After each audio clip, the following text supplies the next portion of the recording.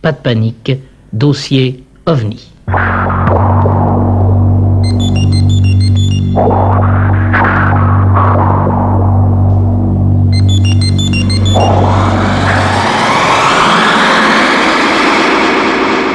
Dossier OVNI. Jean-Claude Bourret, aujourd'hui c'est le 31e élément de ce dossier OVNI, pas de panique. Et cette semaine, donc, nous avons commencé hier à faire venir des experts au micro de Pas de panique pour tenter une explication sur ce problème des OVNI. Hier, nous avons entendu M. Lebaille. Aujourd'hui, je vous laisse nous présenter notre nouvel invité. Aujourd'hui, c'est M. Patrick Mdieu, qui est chercheur au service d'aéronomie du CNRS, le Centre national de la recherche scientifique, et qui va dans un premier temps, en quelque sorte, poursuivre l'exposé qu'avait commencé hier Patrick Lebaille, qui, je vous rappelle, était ingénieur en chef d'un très important centre de recherche de la région parisienne, c'est-à-dire l'attitude des scientifiques face aux problèmes des ovnis en général, et cette fois, l'attitude des scientifiques face aux témoignages des petits êtres.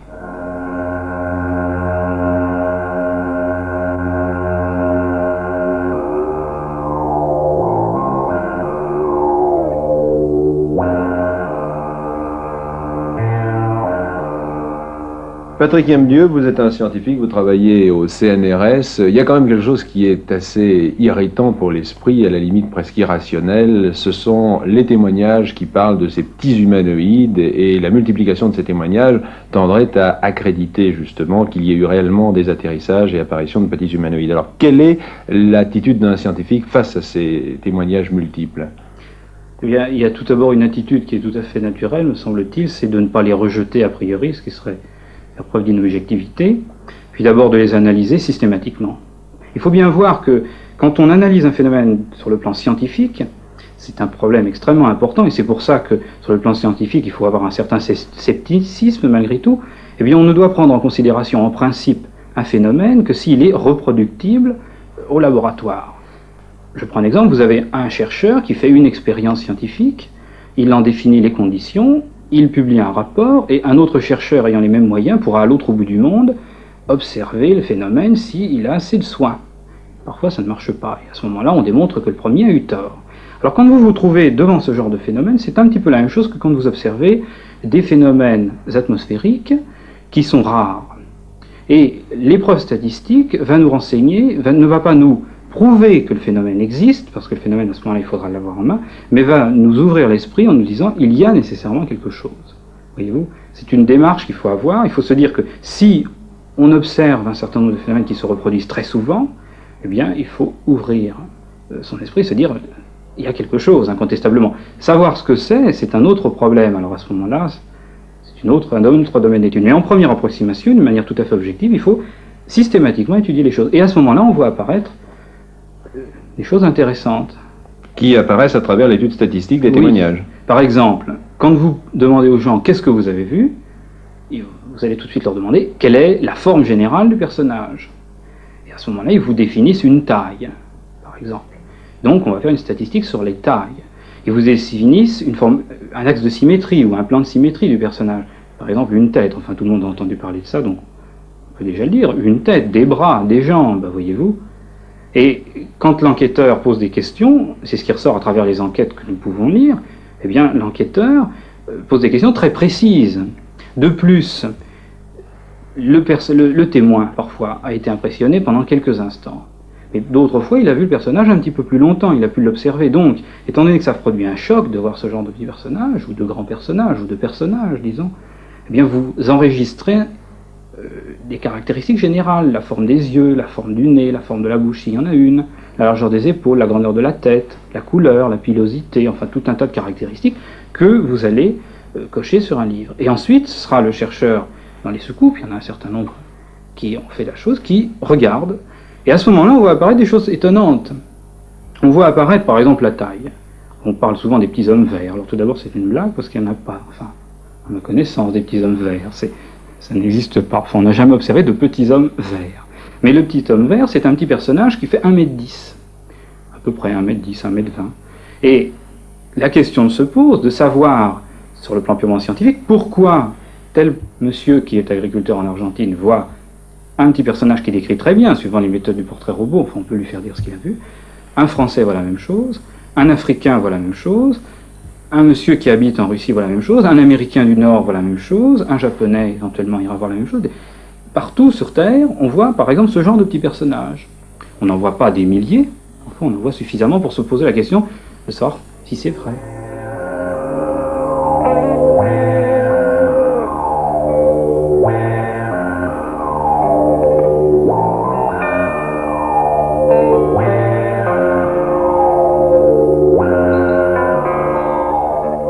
Alors, le portrait robot de l'humanoïde.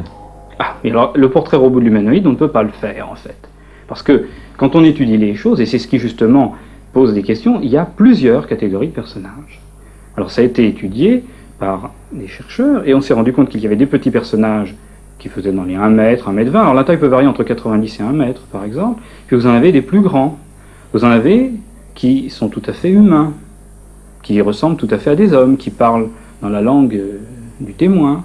Vous en avez des grands, qui font 2 mètres de haut, alors eux, vous en avez qui sont cyclopes, alors vous en avez qui ont des formes bizarres, vous en avez qui ont un aspect genre scaphandrier. Alors il faut bien voir que c'est assez difficile malgré tout de pouvoir analyser la forme d'un personnage quand on est enquêteur, parce que, étant donné que le témoin, d'une manière générale, est un monsieur qui n'a pas une très grande connaissance technique, il va décrire le personnage en fonction de son vocabulaire.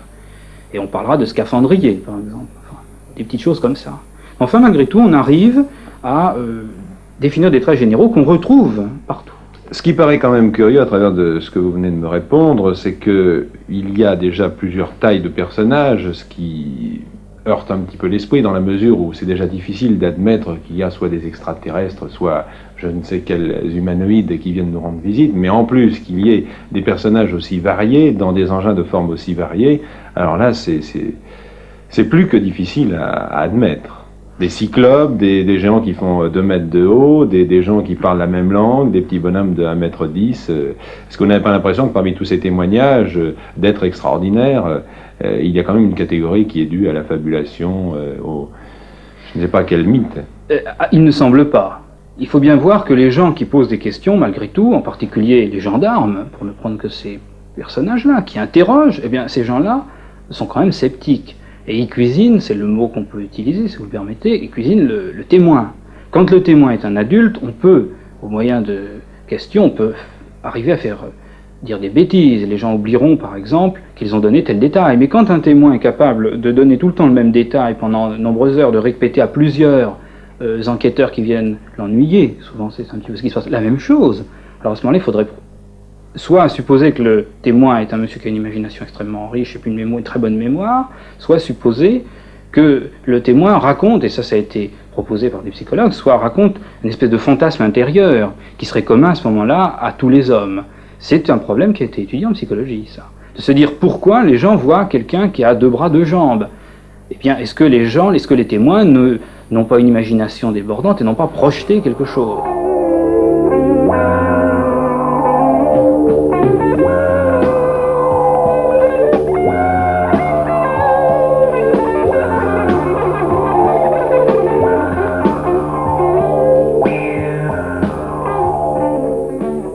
Seulement, d'autre part, on peut immédiatement, pour attaquer par exemple ce genre d'argumentation, dire mais enfin, pourquoi ce monsieur qui est un brave paysan du midi de la France, je pense à un exemple en particulier, Valençol, pourquoi ce monsieur irait brusquement raconter des histoires pareilles, voyez-vous? Pourquoi? Et puis il n'y a pas que ça, c'est que les petits personnages, bon, ont une forme, mais en plus de ça, ils se promènent, ils se déplacent. Or, il y a des témoignages, par exemple, qui vous parlent de petits personnages qui volent. Bon. Alors, quand c'est un Parisien qui a l'habitude de lire des livres de science-fiction, le témoignage n'a pas une très grande valeur. Mais quand le témoin est un agriculteur d'Amérique du Sud, par exemple, et qu'il vient ou d'Amérique du Nord, un monsieur qui n'a pas une très grande... qui ne s'est pas intéressé à la question, apparemment, d'après ce que l'on peut savoir, parce qu'on pose des questions à l'entourage du témoin pour savoir un petit peu ce qu'il a. On interroge les gens du village pour voir si le bonhomme est fou, vous comprenez, par exemple. Eh bien, il est bien clair que si le témoin raconte une histoire d'un phénomène qui ressort de la science-fiction, on peut se poser des questions. Je pense à certains cas, par exemple des bonhommes qui volent. Vous avez un petit personnage qui vole, par exemple, et quand on lui tire dessus à coups de fusil, parce qu'il est tout naturel quand on est un homme relativement simple et qu'on rencontre un petit personnage de lui tirer dessus à coups de fusil. On lui tire dessus à coups de fusil, on voit que quand le coup est donné, le petit personnage recule.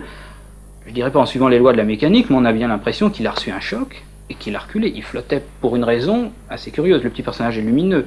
Le petit personnage, par exemple, et ce sont des descriptions qui ont été données il y a à peu près une vingtaine d'années, bien avant que des hommes aillent dans l'espace, le petit personnage présente une combinaison faite d'une substance, voilà ce que décrira le témoin, une substance qui est très souple, au besoin le témoin aura touché, un peu comme du plastique, mais métallisé, vous voyez, comme du papier de chocolat.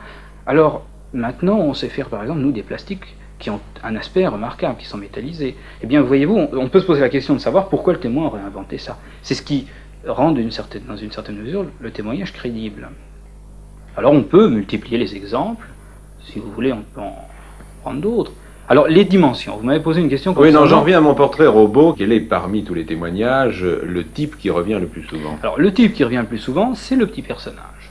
C'est le petit personnage qui est grand comme un 1m10, 1m20, qui a un certain nombre de caractéristiques qui est assez difficile de décrire avec des paroles. Il faut plutôt faire un dessin. Une grosse tête, par exemple, une tête un petit peu plus grande que celle d'un homme, etc. Il a des petits pieds, des petites mains, ou il n'a pas de main. Il y a des yeux? Il y a des yeux qui regardent. Alors c'est assez gênant, des yeux qui regardent. Alors il y a des yeux qui sont de différentes couleurs. Alors il faut bien voir aussi que quand un témoin décrit des yeux, on peut se poser des questions. Il y a des témoins qui ont décrit des yeux du style des nôtres. Voyez-vous, des yeux, enfin, on a l'impression qu'il y a un organe qui regarde. Il y a d'autres témoins qui ont décrit des plaques, enfin une espèce de surface lumineuse, par exemple, ou rouge. C'est des surfaces. Enfin, on peut imaginer que derrière, en fait, le personnage qui visite, là, le visiteur, en quelque sorte, a une combinaison, et puis que le témoin prend pour des yeux ce qui n'est pas des yeux. On peut faire travailler son imagination, bien entendu.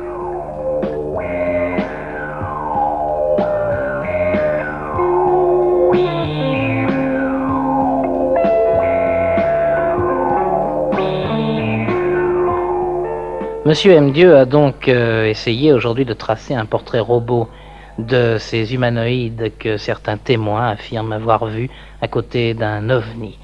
Mais là, c'était un peu, disons, l'aspect physique. Est-ce que l'on a une idée, Jean-Claude Bourret, de quelle matière ils peuvent être composés? Comment fonctionne leur système sanguin, s'ils ont du sang d'ailleurs? Vous imaginez bien qu'il est très difficile de répondre à une telle question, pour l'excellente raison qu'aucun médecin, aucun chirurgien n'a pu jusqu'à présent faire une autopsie de petits bonhommes. Mais peut-être que les biologistes se sont penchés sur ce problème.